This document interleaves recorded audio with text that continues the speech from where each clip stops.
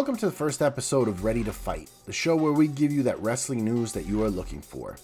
Today is Thursday, September 21st, and boy, do we have a lot of news to cover today. Let's get started with some AEW news for you. AEW Grand Slam happened last night from the beautiful Arthur Ashe Stadium. The show was terrific, as have been all the Grand Slams to date. There are two injuries that we wanted to touch on. First, Jon Moxley was injured, and reports are showing that it's a mild concussion.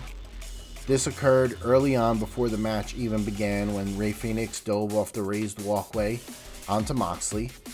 My cousin was in attendance at the show, and I was texting him right when it happened and said that Moxley looked like he was out of it after that move. This caused the ending of that match to change, confusing the ref, obviously, where he didn't count to three. And had Phoenix win the International Championship. So our hope is Moxley gets well soon. He was down for a bit after the match, and they were checking on him, but eventually he did walk out on his own power, which is good news. So I'm sure he'll be gone for a little bit, healing up, but we'll see him once that's all said and done. Secondly is Adam Cole. He was also injured, leaping off that raised walkway when he was running out to cheer on Max and give him the support after going to check on Roddy Neck Strong. When he got up, he had a noticeable limp for the rest of the time he was ringside, and rumors are that he went to the hospital after Grand Slam and was on crutches after leaving the hospital, but there are no further details available as of now. Let's get into that WWE news, and man, they were all over the place today. First, we got news that WWE is returning to Australia for the first event down under since 2018. Elimination Chamber will take place at the Optus Stadium on Saturday, February 24th. The 2023 Elimination Chamber was also outside the US, coming to us from the Bell Center in Montreal. That one saw a 54% increase in viewership versus the prior record-setting one in 2022. So obviously WWE is hoping to have that happen once again with the 2024 Chamber from Australia. We also were greeted early this Thursday morning with news that WWE and NBCUniversal had come to a 5-year media rights partnership deal, bringing SmackDown back to the USA Network on Friday nights.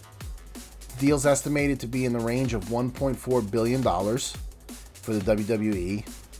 This is about a 40% increase from their deal with Fox.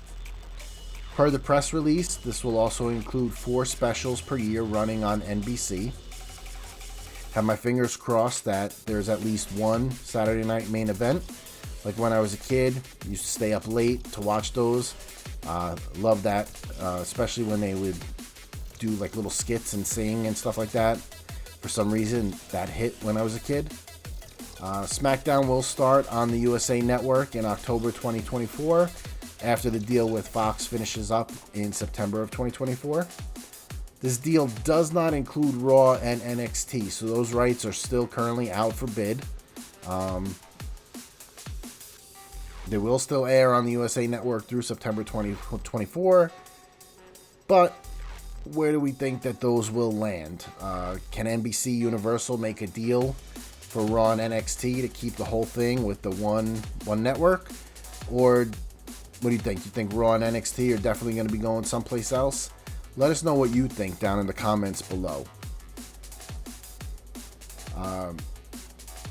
Some news has also come out that TKO recognizes that Vince could be a liability to the organization. There's a shocker. Axios reported today that Vince holds around 28.84 million TKO shares, which are estimated to be around $3 billion. Nice chunk of change. All of his shares have been registered for sale, which would enable him to avoid the lockup period that applies to other stockholders such as Endeavor and Silver Lake. The Axios report also notes that this could all be about providing McMahon with some flexibility due to his ongoing federal investigation,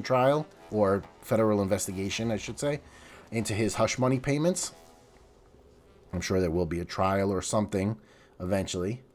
One key note about this Axio report is that as they were going through the filings, they also noted that there was a quote about Vinnie Mac that said, McMahon's membership to our board could expose us to negative publicity and or have other adverse financial and operational impacts on our business. His membership also may result in additional scrutiny or otherwise exacerbate the other risks described herein. Any of these outcomes could directly or indirectly have adverse financial and operational impacts on our business. Honestly, this could all be used to squeeze him away from the company. We'll see how it all plays out, but they could force Vince out somehow. And it seems like the way that this is all shaping up, him and his amazing Dick Dastardly look could be forced out and out of the company shortly. The last bit of WWE news for the day is quite unfortunate. On a day when WWE announced they secured a reported or estimated $1.4 billion media rights deal for SmackDown, they announced, or they didn't announce, but it came out, they had a bunch of talent that was released from their contracts. They're a mix of main roster NXT talents, so let's go down the list as we have it right now. Mustafa Ali has been released. He originally had asked for his release back in 2022 and was denied, and now has been released as he was actually getting ready to be in a pay-per-view for NXT. Emma was brought back to the company in 2022 after being away for about 5 years. She actually had tweeted earlier in the day about the WWE live event, the premium live event from Perth, the Elimination Chamber, calling it a dream, only to follow that tweet up saying, oops, never mind, I just got released, I'm no longer with WWE. So that's shitty. Her fiance, Riddick Moss, popularly known as Madcap Moss from his time with Baron Corbin, has also been released.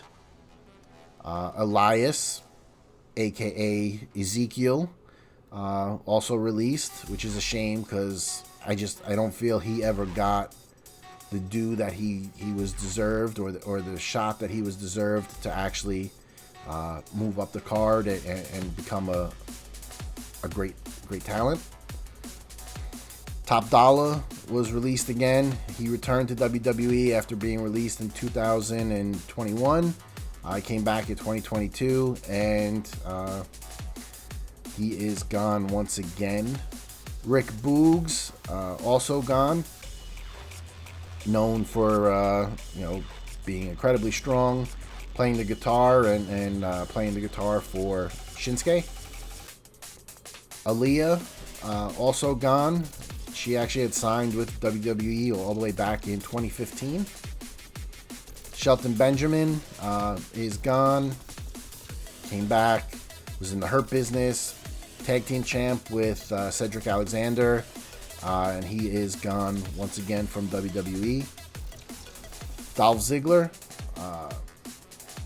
started with the company in the Spirit Squad. Started as Dolph Ziggler, I believe, in 2008. And according to a tweet from John Cena, he's had 1,554 matches.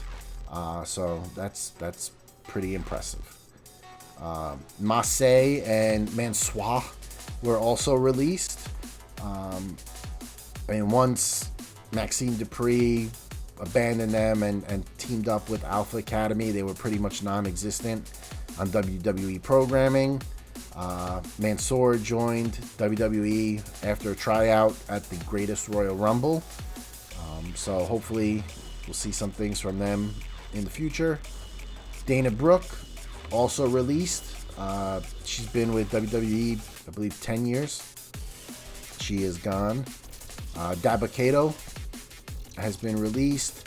Shanky has been released. And then from NXT, Quincy Elliott, Bryson Montana, Yulissa Leon, Daniel MacArthur, Brooklyn Barrow, Kevin Ventura Cortez, and Alexis Gray have all been confirmed as gone from WWE. Hopefully they find something soon and in the future. Obviously, I believe when they're released, they still have that 90-day no-compete clause. So we'll see, where they'll end up in about 3 months. Zack Ryder, Matt Cardona tweeted, it's up to them to, either be bummed out or take it as a challenge to be the best they can be, basically.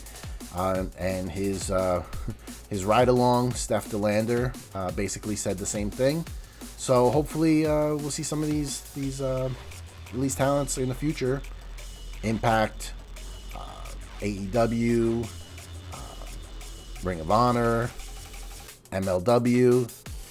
There's a lot of options now for talent, and that's a great thing. So we'll see where they end up. So that is it for this episode of Ready to Fight. Hope you liked it. If you did, give us a like down below. Hit that subscribe button. We'll be posting Ready to Fights regularly. And turn on that bell for notifications for when those videos get posted. Until next time, take it easy.